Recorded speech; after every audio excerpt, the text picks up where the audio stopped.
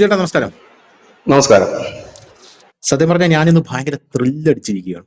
ത്രില്ലടിച്ചിരിക്കുക എന്ന് പറഞ്ഞാൽ എനിക്ക് രോമാഞ്ചം വന്നിട്ട് എനിക്ക് ഇരിക്കാൻ വയ്യ. അമ്മാതിരി പണ്ടത്തെ ഹാപ്പി ജാമിലൊക്കെ പറയുമല്ലോ, സന്തോഷം കൊണ്ട് എനിക്ക് ഇരിക്കാൻ വയ്യേ, ഞാനിപ്പം മരത്തേൽ വലിഞ്ഞു കയറുമെന്നൊക്കെ പറയുന്നത് പോലെ.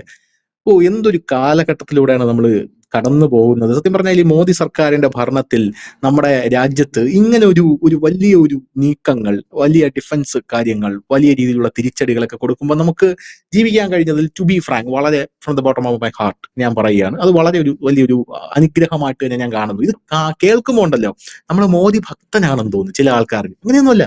ഡാറ്റകൾ നമുക്ക് പരിശോധിക്കുമ്പോൾ നമുക്ക് അങ്ങനെയാണ് മനസ്സിലാകുന്നത്. ഇപ്പൊ ഒരു വാർത്ത പുറത്തു വരുന്നുണ്ട് വിളിച്ചേട്ടാ, 40 ഗ്രാമങ്ങൾ അപ്രത്യക്ഷമായിരിക്കുകയാണ് പാകിസ്ഥാനിൽ. നമ്മൾ സിന്ധു നദീജല കരാർ എന്ന് പറയുന്ന കരാർ നിർത്തലാക്കിയതോടുകൂടി 40 ഗ്രാമങ്ങൾ പാകിസ്ഥാനിൽ അപ്രത്യക്ഷം. എങ്ങനെ അപ്രത്യക്ഷമായി? ഇത് കടലിൽ മുങ്ങി താഴുകയാണ് എന്നുള്ള റിപ്പോർട്ട് വരുന്നു. 12 ലക്ഷം ആൾക്കാർ അവിടെ നിന്നും പലായനം ചെയ്തു. ഈ പാകിസ്ഥാനിൽ നിന്ന് നമ്മൾ സിന്ധു നദീജല കരാർ നിർത്തിയതോടുകൂടി 12 ലക്ഷം ആൾക്കാർ പലായനം ചെയ്തിരിക്കുകയാണ്. സത്യം പറഞ്ഞാൽ ഞാൻ ആ വാർത്ത കണ്ടിട്ടുണ്ടല്ലോ, എനിക്ക് ഇപ്പോഴും ആ ഒരു തരിപ്പ് മാറിയിട്ടില്ല. എന്തൊരു കിടിലൻ സ്ട്രാറ്റജിയാണ് നമ്മൾ നടത്തുന്നത് എന്നുള്ളതാണ്.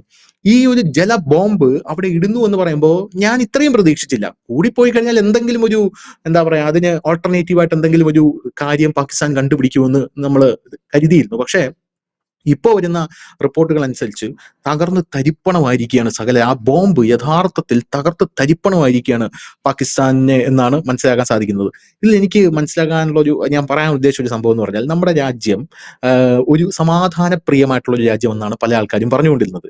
നരേന്ദ്രമോദി 2014 വന്നതിന് ശേഷം അദ്ദേഹം ആദ്യം ചെയ്തൊരു കാര്യം എന്ന് പറഞ്ഞു കഴിഞ്ഞാൽ, അതിനെ ഇവിടെ ഒരു തലയിൽ മുടിയില്ലാത്തൊരു മാധ്യമ പ്രവർത്തകൻ അങ്ങേയറ്റം വിമർശിച്ചിരുന്നു. നമുക്ക് മാപ്ര എന്ന് വിളിക്കേണ്ട, മാപ്ര എന്ന് പറയുന്ന വാക്ക് എനിക്ക് തീരെ യോജിപ്പില്ലാത്തൊരു വാക്കാണ്. മാധ്യമപ്രവർത്തകൻ അങ്ങനെ വിളിക്കരുത്, കാരണം അത് കമ്മികൾ കോൺട്രിബ്യൂട്ട് ചെയ്ത വാക്കാണ്. നമുക്ക് ഈ കമ്മികൾ കോൺട്രിബ്യൂട്ട് ചെയ്ത മാപ്ര എന്ന് പറയുന്ന വാക്ക് ഈ മാധ്യമപ്രവർത്തകരെ വിളിക്കുമ്പോൾ അവർക്ക് സന്തോഷം തോന്നും. നമുക്ക് സംഘികൾ കോൺട്രിബ്യൂട്ട് ചെയ്ത വാക്ക് വിളിക്കാം, പ്രസ്റ്റിറ്റ്യൂട്ട്. അതാണ് ഈ മാധ്യമ പ്രവർത്തകൻ. ഒരു മാധ്യമ പ്രവർത്തനത്തിൽ ഒരു പ്രസ്റ്റിറ്റ്യൂട്ടാണ് ഇയാള് അന്ന് ഒരു പോസ്റ്റ് ഇട്ടു. അതായത് നരേന്ദ്രമോദി ചെയ്ത ഒരു കാര്യത്തിൽ നരേന്ദ്രമോദി എന്താ ചെയ്തത്? 2014 ശേഷം അദ്ദേഹം ഒരു പുതിയ പാർലമെന്റ് വെച്ചു, സെൻട്രൽ വിസ്ത. ആ സെൻട്രൽ വിസ്തയിൽ ഒരു അശോക സ്തംഭം വെച്ചു. ആ അശോക സ്തംഭത്തിന് മുകളിൽ 4 സിംഹമുണ്ട്. ഈ 4 സിംഹത്തിന്റെ വായ തുറന്നിരിക്കും. അതിന്റെ താഴെ നരേന്ദ്രമോദി നിന്നൊരു ചിത്രം എടുത്തിട്ടുണ്ട്. താഴെ നിന്ന് മുകളിലേക്ക് നോക്കുന്ന രീതിയിലാണ് ആ ചിത്രം വന്നിരിക്കുന്നത്. ആ സിംഹത്തിന്റെ വായ്ക്കകത്തുള്ള ദംഷ്ട്ര അതിങ്ങനെ പുറത്തേക്ക് ഇങ്ങനെ തുറിച്ചു നിൽക്കുകയാണ്. ഇദ്ദേഹം പറയുന്നത്, ഈ പ്രസ്റ്റിറ്റ്യൂട്ട് പറയുന്നത്, ഇത്രമേൽ ശൗര്യമുള്ള സിംഹങ്ങളല്ലായിരുന്നു നമ്മുടെ രാജ്യത്തുണ്ടായിരുന്നത്. അതായത് ഇതുവരെ നമ്മുടെ രാജ്യത്ത് കണ്ടിരിക്കുന്നത് വാക്കാത്ത സിംഹം, പല്ലില്ലാത്ത സിംഹത്തിനെയാണ് കണ്ടുകൊണ്ടിരുന്നത്. അപ്പൊ അതിന്റെ അർത്ഥം എന്ന് പറഞ്ഞാൽ നമ്മൾ സമാധാനപ്രിയരല്ല. ഇനി അടിച്ചാൽ തിരിച്ചടിക്കും. ഒരു മനുഷ്യാവകാശവും നോക്കുന്നില്ല. അണ്ടം കീറി അണ്ടം കീറി. ഇപ്പോ കോൺഗ്രസിനായിരുന്നെങ്കിൽ ഇത് ചെയ്യാനുള്ള ഒരു കരുത്തുണ്ടാകുമോ? എനിക്ക് തോന്നുന്നില്ല. ഇപ്പൊ ഈ വാർത്തകൾ കേൾക്കുമ്പോൾ ഉണ്ടല്ലോ, പാകിസ്ഥാനിൽ ഇപ്പൊ നിരവധി പ്രകൃതി ദുരന്തം, ഭൂകമ്പം, കനത്ത മഴ, വെള്ളപ്പൊക്കം എന്നിവ നേരിടുന്നുണ്ട്. അതിന്റെ ഒരു പ്രധാനപ്പെട്ട കാരണം, നമ്മൾ ഈ സിന്ധു നദീജല കരാർ കൊടുക്കുമ്പോൾ ഇവർക്ക് ഡാറ്റകൾ കൊടുക്കുമായിരുന്നു. ഇപ്പൊ അത് കൊടുക്കുന്നില്ല. അതുകൊണ്ട് വെള്ളപ്പൊക്കം വന്നാലും ഇവന്മാർ അറിയുന്നില്ല. വെള്ളം പൊങ്ങുമ്പോഴാണ് ഇവന്മാർ അറിയുന്നത് എന്നുള്ള ഒരു കാര്യം. തെക്കൻ ഭാഗത്തുള്ള സിന്ധു നദീതട പ്രദേശം കടലിലേക്ക് താഴ്ന്നുപോയി. 40 ഗ്രാമം വിജനമായി. ആളുകൾ പലായനം ചെയ്തു. സ്ഥിരമായ ഒരു നാഗരികത നശിപ്പിക്കപ്പെട്ടു. ഒരു സംസ്കാരത്തെ തന്നെ നമ്മൾ പിഴുതെറിഞ്ഞിരിക്കുകയാണ് പാകിസ്ഥാനിൽ. സംസ്കാരം ഉണ്ടാകുന്നത് നദികൾക്ക് ചുറ്റുമാണല്ലോ. നമുക്കറിയാം, ഈജിപ്തിലെ നൈൽ നദിക്ക് ചുറ്റുമാണ് ജീവിതവും ജീവനും ഉള്ളത്. നൈൽ നദി എന്ന് പറ്റുന്നു അന്ന് ഈജിപ്ത് എന്ന് പറയുന്ന രാജ്യം ഇല്ലാതാവും. നമ്മുടെ രാജ്യം നോക്കുകയാണെങ്കിൽ സമ്പൂർണ്ണമായിട്ട് എല്ലായിടത്തും നദികളാണ്. അങ്ങനെ ഓരോ രാജ്യങ്ങൾക്ക് ഒരു നദിക്ക് ചുറ്റുമാണ് ഈ നാഗരികത രൂപപ്പെടുന്നത്. അത് പിഴുതെറിഞ്ഞു. അവിടെയുള്ള ആൾക്കാരുടെ പരമ്പരാഗത കൃഷി, മത്സ്യബന്ധനം എല്ലാം തകർന്ന് തരിപ്പണമായി. വരുന്ന ദിവസങ്ങളിൽ 40 ഗ്രാമങ്ങൾ സമ്പൂർണ്ണമായി കടലിലേക്ക് താഴുമെന്നാണ് പറയുന്നത്. 1.2 ദശലക്ഷം ആൾക്കാർ കറാച്ചിയിലേക്ക് പലായനം ചെയ്തു കഴിഞ്ഞു. എനിക്ക് കൂടുതലൊന്നും ചോദിക്കാനില്ല. ഇതിൽ എന്താണ് തോന്നുന്നത്? ഇപ്പം മനുഷ്യാവകാശം, തേങ്ങ കൊല മാങ്ങത്തൊലി എന്നൊക്കെ പറഞ്ഞുകൊണ്ട് വരും കേട്ടോ. അപ്പൊ അവരോടൊക്കെ എനിക്ക് പറയാനുള്ളത്, പോയി ചത്തോ, അത്ര മാത്രമേ ഉള്ളൂ. ശരി. അതെ, നമ്മൾ ഈ ഓപ്പറേഷൻ സിന്ദൂർ മുമ്പ്, ഈ പഹൽഗാമി ഭീകരാക്രമണത്തിന് ശേഷം 3 ദിവസത്തിന് ശേഷം പ്രധാനമന്ത്രി നരേന്ദ്രമോദി എടുത്ത ധീരമായ ഒരു നിലപാടായിരുന്നു സിന്ധു നദീജല കരാറിൽ പിൻവാങ്ങുന്നത്. അന്ന് നമ്മൾ രണ്ടും തന്നെ ഈ പ്ലാറ്റ്ഫോമിൽ ചർച്ച ചെയ്തിട്ട് നമ്മൾ പറഞ്ഞു, നമ്മളൊരു 100 അണുബോംബ് ഇടുന്നതിന് തുല്യമാണ് ഇപ്പോൾ ഈ എടുത്തിരിക്കുന്ന നമ്മുടെ തീരുമാനം. ഇപ്പോൾ ഉം, ഉം, പ്രധാനമന്ത്രി ഉം. നരേന്ദ്രമോദി എടുത്തിരിക്കുന്ന തീരുമാനം പാകിസ്ഥാനിൽ നമ്മളൊരു 100ഓ 1000ഓ അടിബോംബ് ഇടുന്നതിനേക്കാളും തീവ്രമാണ് എന്ന് പറഞ്ഞു. പക്ഷെ പലരും അതിനെ പരിഹസിച്ചു. ചിലരൊക്കെ ചോദിച്ചു ഈ വെള്ളം എങ്ങോട്ട് വിടും. പക്ഷെ അന്ന് നമ്മൾ പറഞ്ഞു ഈ വെള്ളം കൃത്യമായി തന്നെ വിടാനുള്ള കനാലുകളുടെ പണിയാണ് പുള്ളി 2014 മുതലേ തുടങ്ങി വെച്ചിരുന്നത്. അത് ആരും ബുദ്ധിമുട്ടൊന്നും ഉം, വേണ്ട. ഉം, ഇപ്പൊ ഉം. കേൾക്കുന്നത് അത് രാജസ്ഥാൻ വരെ എത്താറായി. ഇനി ഏതാണ്ട് 132 കിലോമീറ്ററോടൊക്കെ കനാലിന്റെ ഒരു പണി കൂടെ ഉള്ളൂ തീരാനായിട്ട്. വെള്ളം അങ്ങെത്തും. ഉം. ഇപ്പൊ എല്ലാരും പാകിസ്ഥാനെ പിന്തുണയ്ക്കുന്ന ഇന്ത്യയിലുള്ളവരും ഒക്കെ കരുതിയിരുന്നത് ഈ സിന്ധു ഉം. നദീജല കരാർ ഇങ്ങനെ പേടിപ്പിക്കത്തേ ഉള്ളൂ. കാരണം വെള്ളം നമ്മൾ അങ്ങോട്ട് വിട്ടില്ല, ഈ വെള്ളം എന്ത് ചെയ്യും? മഴക്കാലത്തടക്കം ഈ വെള്ളം പൊങ്ങിക്കഴിഞ്ഞാൽ വലിയ വെള്ളപ്പൊക്കം ഉണ്ടായിരുന്നു, തുറന്നു വിടണ്ടേ? കാരണം ഇത് അറബിക്കടലിലാണല്ലോ നദി ചെന്ന് ചേരേണ്ടത്. അപ്പൊ ഉം. അറബിക്കടലിലോട് ചേരുന്നില്ല, അത് പാകിസ്ഥാനിലൂടെ എത്തുമ്പോഴാണല്ലോ അത് അതുവഴി അറബിക്കടലിൽ എത്തുന്നില്ലല്ലോ. ഇത് എന്ത് ചെയ്യുമെന്ന് ഉം. വെച്ചു. പക്ഷെ അത് എത്തേണ്ട കാര്യമൊന്നും, ടെൻഷൻ അടിക്കേണ്ട കാര്യമൊന്നുമില്ല. അതിപ്പോ വിവിധ സംസ്ഥാനങ്ങളിലെ കുടിവെള്ളത്തിനും മറ്റതിനും ഒക്കെ ആയിട്ട് ആ വെള്ളം ഒഴുകി പൊക്കോണ്ടിരിക്കുന്നത് പോവുകയും ചെയ്യും. അതായിരുന്നു അദ്ദേഹം ഇത് അദ്ദേഹം ഇന്നും ഇന്നലെ ഒരു തീരുമാനമല്ല. അദ്ദേഹം ഇത് വളരെ മുൻകൂട്ടി കണ്ടുകൊണ്ട് 2014 കയറിയപ്പോൾ തന്നെ ഈ സിന്ധു നദീജലത്തിലും മറ്റു നദികളിലും എല്ലാം അനവധി കനാലുകളാണ് അദ്ദേഹം ഇത് ചെയ്തത്. അതുപോലെ തന്നെ നമ്മുടെ ഈ ജലഗതാഗതത്തിന് ഒരു റൂട്ട് തന്നെ അദ്ദേഹം നമ്മുടെ കേരളത്തിലുണ്ട്. നമുക്ക് ഈ ഒരു ദേശീയ ജലനയം കൊണ്ടുവരികയും ദേശീയ ജലപാത ഉം. കൊണ്ടുവരികയും ഉം. അതുവഴി സർവീസ് കൊണ്ടുവരികയും ചെയ്തു. അതായത് എല്ലാ ചെറിയ ചെറിയ നദികളെയും പുള്ളി കണക്ട് ചെയ്തു. അതായത് ചെറിയ ചെറിയ തോടുകൾ വഴി എല്ലാം കണക്ട് ചെയ്തു. അപ്പൊ വെള്ളം എവിടുന്ന് കൂടുന്നു എവിടുന്ന് കുറയുന്നു അത് അഡ്ജസ്റ്റ് ചെയ്യാൻ കഴിയും. ആ രീതിയിലേക്ക് മുഴുവൻ നീക്കി കഴിഞ്ഞു. അപ്പൊ ഇത് 2014 മുതൽ 10 വർഷം കൊണ്ട് ഈ കനാലിന്റെ പണികളൊക്കെ വിവിധ ഇടങ്ങളിൽ കഴിഞ്ഞു. ഇനിയിപ്പോ എത്തുന്ന ഉം. സ്ഥലങ്ങളിൽ നിന്ന് മറ്റിടങ്ങളിലേക്ക് വെള്ളം കൊണ്ടുപോകാനുള്ള കനാലുകളാണ് ഇപ്പൊ നിർമ്മിച്ചുകൊണ്ടിരിക്കുന്നത്.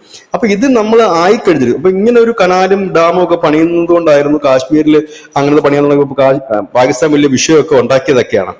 അതെ, അതെ. അപ്പോ ഇതിനകത്ത് ഇത് കിട്ടി. പക്ഷെ പാകിസ്ഥാൻ ഈ ഒരു തിരിച്ചടി പ്രതീക്ഷിച്ചില്ല. അവര് കരുതി എന്താണെന്ന് വെച്ചാൽ ഇന്ത്യ ഇങ്ങനെയൊക്കെ പറയും, കുടിവെള്ളം മുട്ടിക്കാൻ ആരെങ്കിലും തയ്യാറാണ്? പ്രത്യേകിച്ച് ഇന്ത്യ എന്ന് പറയുന്ന നല്ല മനസ്സുള്ള ആളുകളാണ്. അവരിങ്ങനെയൊക്കെ പറയുമെങ്കിലും അതായിരുന്നു യുവമാരുടെ ഒരു വലിയ ഒരു ഇതെന്ന് പറയുന്നത്. ഇന്ത്യ എന്ന് പറയുന്നത് ആദ്യം ദ്രോഹിക്കാത്ത ഒരു രാജ്യമാണ്. പക്ഷെ ഇനി അങ്ങനെയല്ല. നമ്മൾ നമ്മുടെ ദംഷ്ട്രകൾ പുറത്തെടുത്ത് കഴിഞ്ഞു എന്ന് കൃത്യമായിട്ടുള്ള ഒരു ഇതായിരുന്നു കൊടുത്തിരുന്നത്. ഇതിൽ ഏറ്റവും കൂടുതൽ വിഷമിക്കുന്ന സുഡാപ്പികളായിരിക്കും കേട്ടോ. യുവമാരുടെ ഒരു പ്രധാനപ്പെട്ട കമന്റ് ഇതിന്റെ താഴെ ഞാൻ വന്ന് പറഞ്ഞുതരാം. ഇത് ഫേക്ക് വാർത്തയാണെന്ന്. ഞാനത് വിട്ടുപോയി. എക്കണോമിക് ടൈംസിലെ വാർത്തയാണ്. എക്കണോമിക് ടൈംസിൽ ഇന്ന് കൊടുത്തിരിക്കുന്ന വാർത്തയാണ്. Indus water dying 12 lakh people moved out Pakistan's river dependent region faces existential crisis എന്ന് പറയുന്ന റിപ്പോർട്ടാണ് എക്കണോമിക് ടൈംസിൽ കൊടുത്തിരിക്കുന്നത്. അതുകൂടെ നമുക്ക് ഇവിടെ കാണിക്കണം. അത് കൃത്യമായിട്ട് എല്ലാ മാധ്യമങ്ങളും ഈ വാർത്ത കൊടുത്തിട്ടുണ്ട്. വലിയ ക്രൈസിസ്.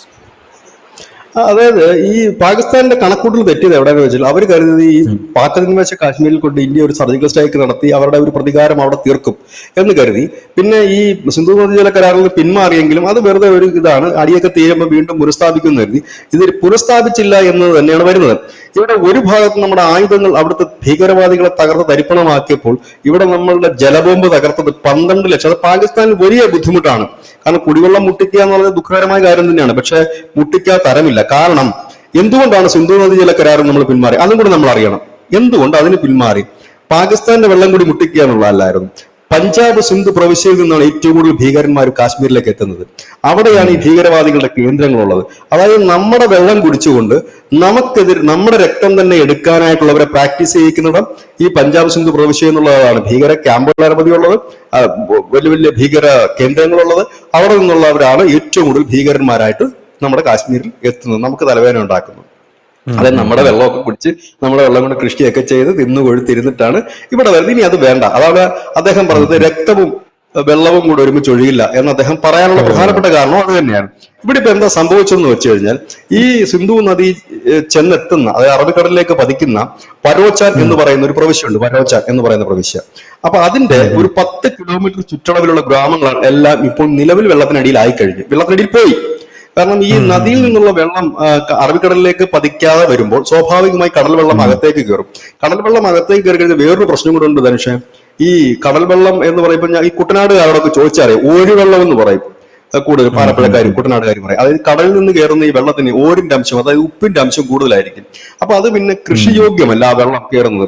അതായത് നാളെ ഇന്ത്യ സിന്ധു നദീജലം വിട്ടുകൊടുത്താൽ പോലും കാലങ്ങളോളം ഇവർക്ക് അത് കൃഷി ചെയ്യാൻ കഴിയില്ല. കാരണം ഈ വെള്ളം, ഈ ഉപ്പുരസം മാറി, ഈ അമ്ലാംശം മാറി നല്ല രീതിയിലേക്ക് എത്തണമെങ്കിൽ പിന്നെയും കുറെ കാലങ്ങൾ പിടിക്കും. അതായത് ഓ പാകിസ്ഥാനെ സംബന്ധിച്ച് അവരുടെ ഏറ്റവും വലിയ കാർഷിക മേഖല എന്ന് പറയുന്നത് ഈ ബലൂജ് ഈ സിന്ധ് പഞ്ചാബ് പ്രവിശ്യകൾ തന്നെയായിരുന്നു.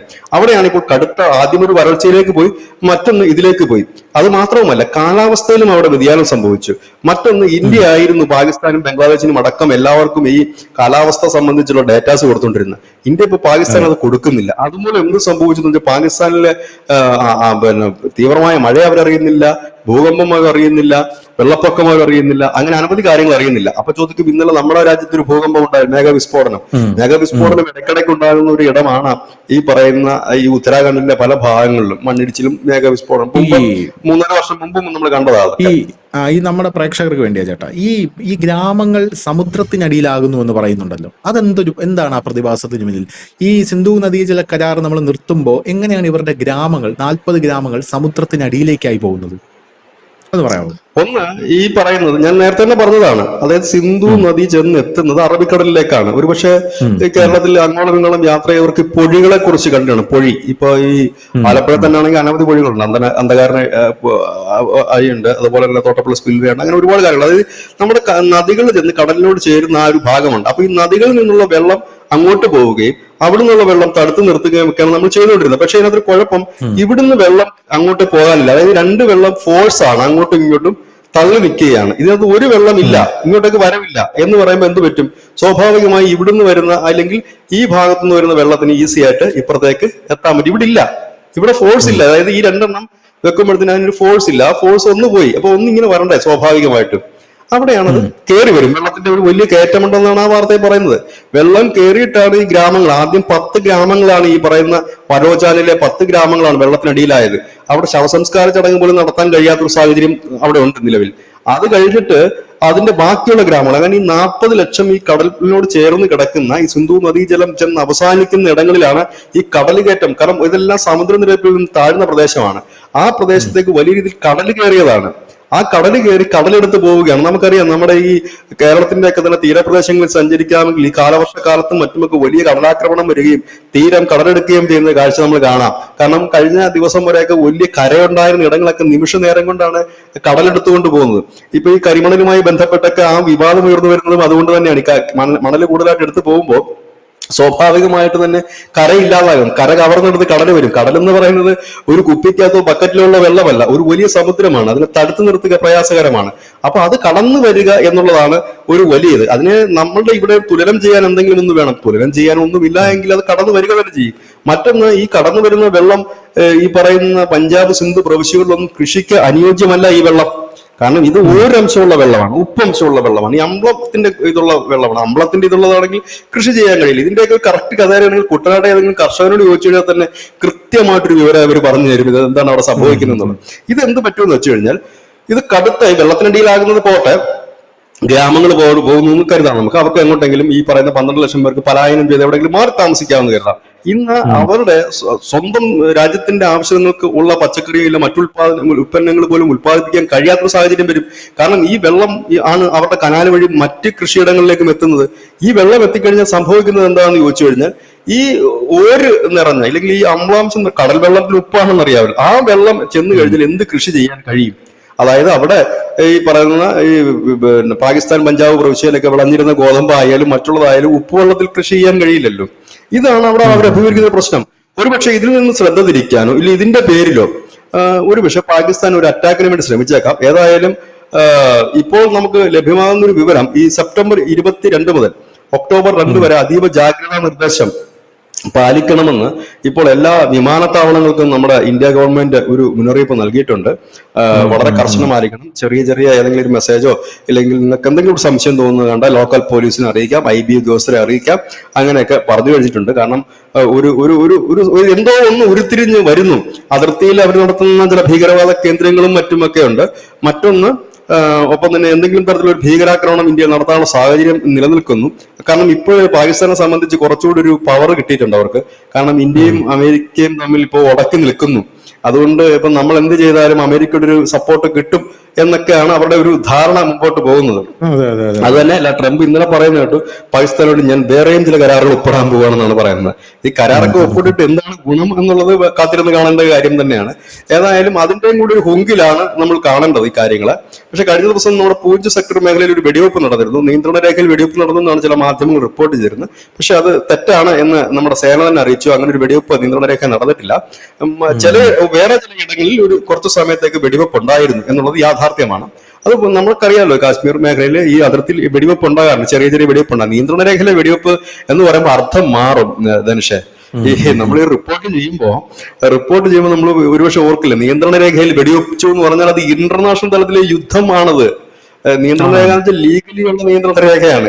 മറ്റേതല്ല, LOC ആണ്. LOCയുടെ അവിടെ ഇവിടെ അതിന് കൃത്യമായ ഒരു ബോർഡർ ഇല്ല LOC എന്ന് പറയുന്നത്. അപ്പൊ അവിടെ ഇവിടെയൊക്കെ വെടിപൊട്ടിക്കാറുണ്ട്. അപ്പൊ അവിടെ ഇവിടെ വെടിപൊട്ടിക്കാറുണ്ട്, ഭീകരന്മാരെ കയറ്റിവിടുന്നതൊക്കെ. പക്ഷെ നമ്മുടെ മാധ്യമങ്ങളിൽ ഇന്നലെ പലരും റിപ്പോർട്ട് ചെയ്തത് നിയന്ത്രണ രേഖയിൽ വെടിപൊട്ടി എന്നാണ്. പക്ഷെ അത് തെറ്റായ റിപ്പോർട്ടിംഗ് ആണത് എന്നാണ് എനിക്ക് തോന്നിയിട്ടുള്ളത്.